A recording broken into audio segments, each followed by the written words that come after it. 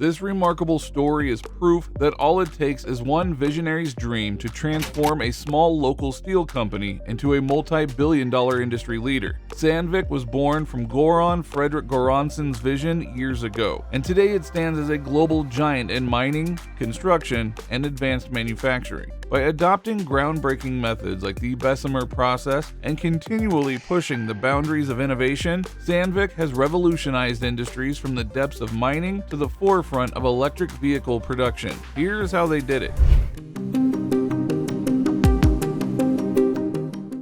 The story of Sandvik begins in 1862 in Sandviken, Sweden, where a forward-thinking engineer, Göran Fredrik Göransson, founded Hogbo Stål and Jernverks AB. Göransson's goal was simple but ambitious: to revolutionize the steel industry. At the time, steel production was still a slow and expensive process. Steel was critical to infrastructure projects like railroads and construction, but companies were struggling to produce it efficiently. Göransson's breakthrough came when he became the first person to successfully implement the Bessemer process in industrial steel production. The Bessemer process, developed in the 1850s, allowed for steel to be mass-produced by blowing air through molten iron to remove impurities. This drastically sped up the production process and reduced costs, making steel more accessible and higher in quality. By adopting the Bessemer process early on, Göransson set Sandvik apart from its competitors. It wasn't an easy decision, as many companies were hesitant to embrace the method due to its risks and novelty, but Göransson believed in its potential. By 1870, Sandvik was producing steel faster and more efficiently than most other companies in Europe. At the time, global steel production was still hovering around 500,000 tons per year, but this number would skyrocket with the introduction of more efficient methods like Bessemers. Throughout the late 1800s and early 1900s, Sandvik continued to refine its steel production techniques. By 1900, global steel production had risen to around 28 million tons, with demand growing rapidly as the world industrialized. Sandvik seized this opportunity by not only producing high-quality steel, but also exporting it to international markets. In 1901, Sandvik introduced its first product made from high-speed steel, a new type of steel that was more durable and heat-resistant. This innovation revolutionized the cutting tool industry, allowing tools to maintain their sharpness and strength even under high temperatures. High-speed steel became critical for industries like automobile manufacturing, railways, and construction, where precision and durability were essential. As the 20th century progressed, Sandvik's focus on innovation allowed it to dominate not only locally, but internationally. By 1910, the company had expanded its operations across Europe and was exporting its steel to North America, where its products were used in the booming railway and construction industries. The demand for high-quality steel continued to grow, and Sandvik's reputation for delivering reliable, cutting-edge products solidified its position as a leader in the industry.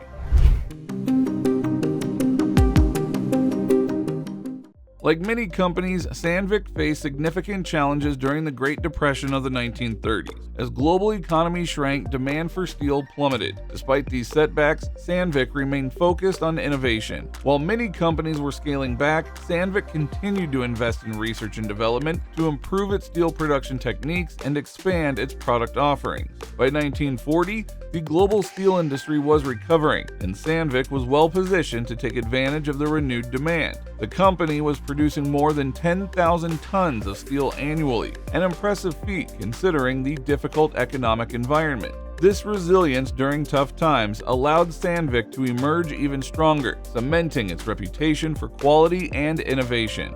As Sandvik grew, it became clear that the company needed to diversify its operations to continue expanding. By the 1950s, the global steel industry had reached new heights, producing more than 189 million tons of steel annually. The demand for steel in industries like construction and manufacturing was higher than ever. However, Sandvik wasn't content with simply being a steel producer. The company began exploring opportunities in other industries such as mining and construction.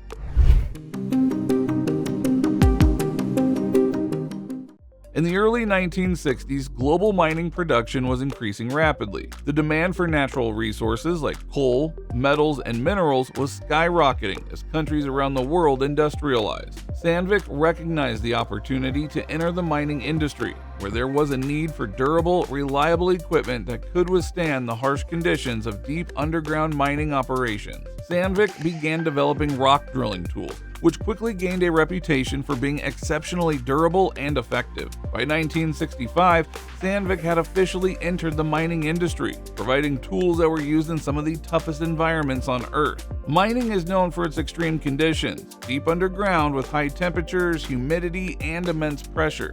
Sandvik's tools were designed to withstand these challenges, outperforming their competitors in both durability and efficiency. By the 1970s, Sandvik had become a key player in the mining industry, with their products being used in over 20 countries, and as global mining production reached 3.7 billion metric tons in 1970, the demand for Sandvik's rock drilling tools soared. Their ability to design products that could last longer and perform better than those of their competitors helped them build strong relationships with mining companies across the globe.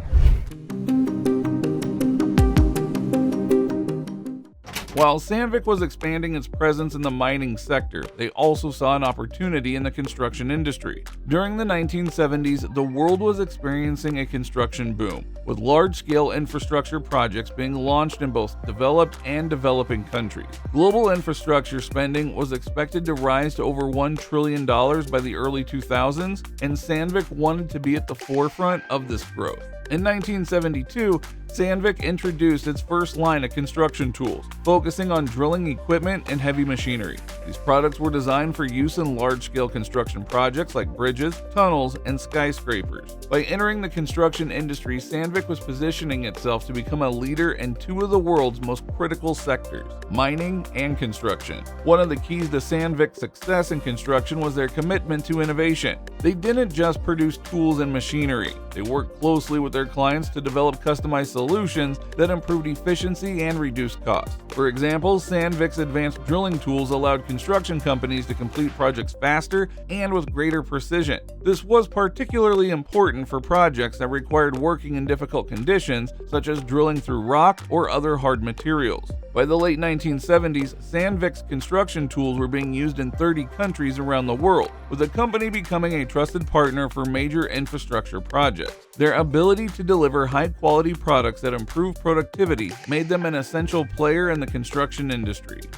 Hey, I'm popping in really quick. My name is William. I run the channel here at Extreme Force. I also run a premium merino wool sock brand for trade workers called Camel City Mill. Now, we offer 3 lengths. These socks are perfect. We have the boot cut, the crew, and the ankle. These socks are perfect if you struggle with sweaty feet, if you're on your feet for 12, 14 hours a day, if you work in the trades, anything where any hard work is necessary, then you need our socks. And there are 3 main reasons why. Reason number 1 is if you struggle with sweaty, stinky feet, using a merino wool sock, that's gonna help you tremendously. Number 2, we don't use any merino wool. We use a special proprietary yarn called Ironside merino wool. The way we kind of spin that together, it makes our socks twice as durable compared to regular merino wool. Here's an example where I'm picking up a 15-pound kettlebell with a single thread of our Ironside merino wool. Not only that, but we also do double-plated nylon fortification in the toe and in the heel. This makes our socks so durable that we offer a 10-year durability guarantee. So that means if you get a hole in your socks within the first 10 years, no joke, you can send them back to us. We'll give you a brand new pair completely free. The third thing you're gonna love about these socks is that they are 100% USA made. So our factory is in North Carolina, the wool's in North Carolina. We're a North Carolina company. We're really proud about that. North Carolina is the hosiery sock capital of the United States.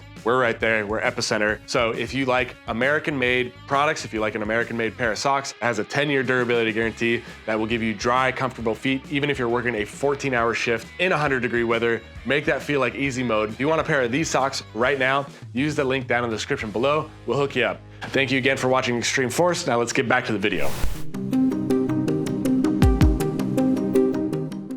The 1980s and 1990s were a period of significant growth for Sandvik. By 1985, their mining tools were in use in over 50 countries, and their products had earned a reputation for lasting 20% longer than those of their competitors. This durability was crucial in industries where downtime could cost companies millions. Sandvik's tools were built to last, and that reliability made them the go-to choice for mining and construction companies around the world. In mining, Sandvik introduced automated rock drilling systems, which allowed mining companies to improve safety and efficiency. These systems could be operated remotely, reducing the need for workers to be in dangerous environments. By 1990, global mining production had surged to over 5.6 billion metric tons, and Sandvik's tools were playing a key role in helping companies extract resources more efficiently and safely.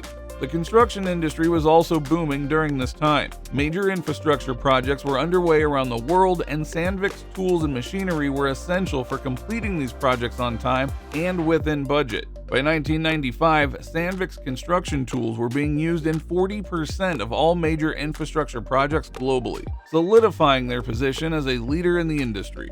To stay ahead of the competition, Sandvik understood that they needed to continually innovate. In the 1990s, they began investing heavily in research and development, spending over $100 million annually on developing new products and improving existing ones.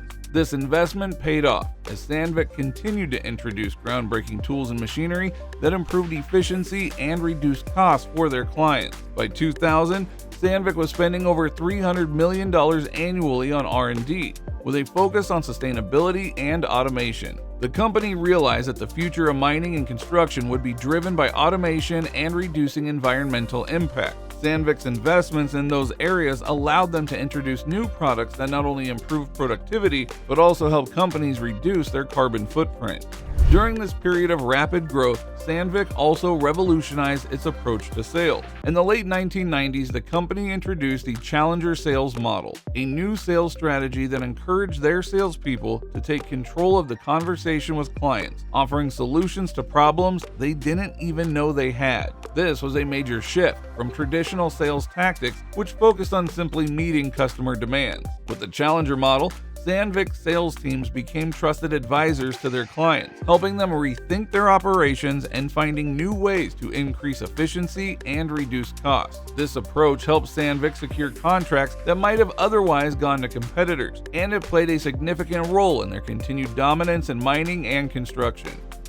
In the early 2000s, Sandvik began expanding aggressively into new markets by acquiring companies that specialized in cutting-edge technology and services that complemented their existing products. One of the most significant acquisitions was SimQuest, a US-based company specializing in computer-aided manufacturing solutions. Now, this was a major strategic move as the manufacturing industry was becoming increasingly automated, and precision was more critical than ever. By acquiring SimQuest in 2004, Sandvik was able to strengthen its position in the digital manufacturing space and provide customers with advanced tools that increased efficiency and reduced waste. Around the same time, Sandvik also acquired Almu, a German company known for its expertise in lightweight aluminum machining. As the world was transitioning toward electric vehicles, aluminum became an essential material in the automotive industry. Almu's knowledge and technology allowed Sandvik to offer solutions for EV production, one of the fastest growing sectors in manufacturing. By 2005, Sandvik's products were playing a key role in the production of lightweight materials for EVs, setting them up for future success in a rapidly evolving industry. These acquisitions weren't just about growing Sandvik's portfolio, they were about positioning the company as a leader in innovation. By 2010, Sandvik had a presence in over 130 countries, and their products were being used in some of the world's most advanced infrastructure and industrial projects. Sandvik's success didn't come just from expanding into new markets. It was their commitment to innovation that kept them ahead of the competition. One of the company's most important breakthroughs came in 2007 when they introduced the multi-valve ISB engine. This engine, which was designed for heavy-duty trucks and industrial applications, offered more power, better fuel efficiency, and lower emissions compared to previous models. This was a significant step forward, especially at a time when the world was becoming more conscious of the environmental impact of industrial activities. By 2010, Sandvik was investing around $500 million annually in research and development. This investment allowed the company to develop tools and technologies that improve productivity while reducing energy consumption and carbon emissions. Their productivity analyzer and sustainability analyzer, for example, help clients measure the efficiency of their operations and identify ways to reduce waste and energy usage. Sandvik's sustainability efforts were particularly notable in the mining and construction sectors, which are traditionally resource-intensive industries. By introducing tools that allowed companies to operate more sustainably, Sandvik not only helped their clients save money, but also contributed to the global effort to reduce the environmental impact of industrial activities. By 2015, Sandvik had helped mining companies reduce energy consumption by over 20% and cut CO2 emissions by thousands of tons annually. As industries around the world became more focused on automation and digital solutions, Sandvik continued to lead the charge. The company recognized early on that the future of industries like mining, construction, and manufacturing would be driven by automation, and they invested heavily in developing automated systems that improve safety, efficiency, and precision. In 2012, Sandvik introduced their AutoMine and OptiMine systems, which allowed mining companies to automate their operations, including drilling and loading, while providing real-time data on performance and productivity. These systems not only improve safety by reducing the need for workers to operate in hazardous environments, but also help companies increase output and reduce costs. By 2020, Sandvik's automation solutions were being used by 80% of the world's largest mining companies, solidifying their reputation as a leader in this critical area. In the construction industry, Sandvik also made significant strides in digitalization. They developed smart machinery equipped with sensors that provided real-time feedback on performance, allowing operators to make adjustments on the fly. This improved efficiency and reduced downtime, which was crucial for completing large-scale infrastructure projects on time and within budget. By 2020, Sandvik's automation and digital solutions were responsible for more than 30% of the company's annual revenue, highlighting the importance of these innovations to their continued growth.